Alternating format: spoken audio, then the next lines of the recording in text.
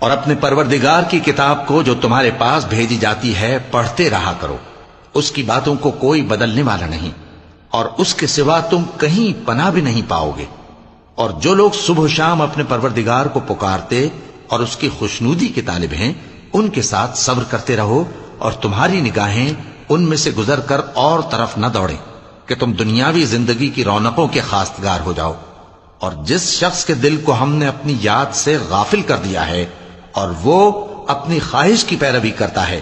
اور اس کا کام حد سے بڑھ گیا ہے، اس کا کہا نہ ماننا، اور کہہ دو کہ لوگو یہ قرآن تمہارے پروردگار کی طرف سے برحق ہے، تو جو چاہے ایمان لائے اور جو چاہے کافر رہے۔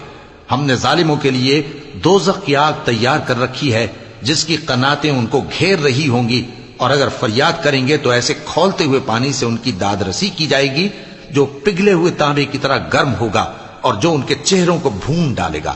ان کے پینے کا پانی بھی برا اور آرام گاہ بھی بری۔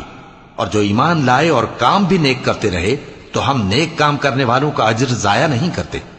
ایسے لوگوں کے لیے ہمیشہ رہنے کے باغ ہیں جن میں ان کے محلوں کے نیچے نہریں بہ رہی ہیں، ان کو وہاں سونے کے کنگن پہنائے جائیں گے، اور وہ باریک دیبا اور اطلس کے سبز کپڑے پہنا کریں گے، اور تختوں پر تکیے لگا کر بیٹھا کریں گے۔ کیا خوب بدلہ اور کیا خوب آرام گاہ ہے۔ اور ان سے دو شخصوں کا حال بیان کرو جن میں سے ایک کو ہم نے انگور کے 2 باغ عنایت کیے تھے اور ان کے گردا گرد کھجوروں کے درخت لگا دیے تھے اور ان کے درمیان کھیتی پیدا کر دی تھی۔ دونوں باغ کثرت سے پھل لاتے اور اس کی پیداوار میں کسی طرح کی کمی نہ ہوتی، اور دونوں میں ہم نے ایک نہر بھی جاری کر رکھی تھی، اور اس طرح اس شخص کو ان کی پیداوار ملتی رہتی تھی۔ تو ایک دن جبکہ وہ اپنے دوست سے باتیں کر رہا تھا، کہنے لگا کہ میں تم سے مال و دولت میں بھی زیادہ ہوں اور جتھے اور جماعت کے لحاظ سے بھی زیادہ عزت والا ہوں، اور ایسی شیخیوں سے اپنے حق میں ظلم کرتا ہوا اپنے باغ میں داخل ہوا۔ کہنے لگا کہ میں نہیں خیال کرتا کہ یہ باغ کبھی تباہ ہو،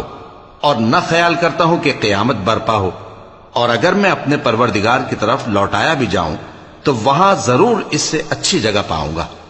تو اس کا دوست جو اس سے گفتگو کر رہا تھا کہنے لگا کہ کیا تم اس ذات سے کفر کرتے ہو جس نے تم کو مٹی سے پیدا کیا، پھر نطفے سے، پھر تمہیں پورا آدمی بنایا؟ مگر میں تو یہ کہتا ہوں کہ اللہ ہی میرا پروردگار ہے، اور میں اپنے پروردگار کے ساتھ کسی کو شریک نہیں کرتا۔ اور جب تم اپنے باغ میں داخل ہوئے تو تم نے ما شاء اللہ لا قوت الا باللہ کیوں نہ کہا؟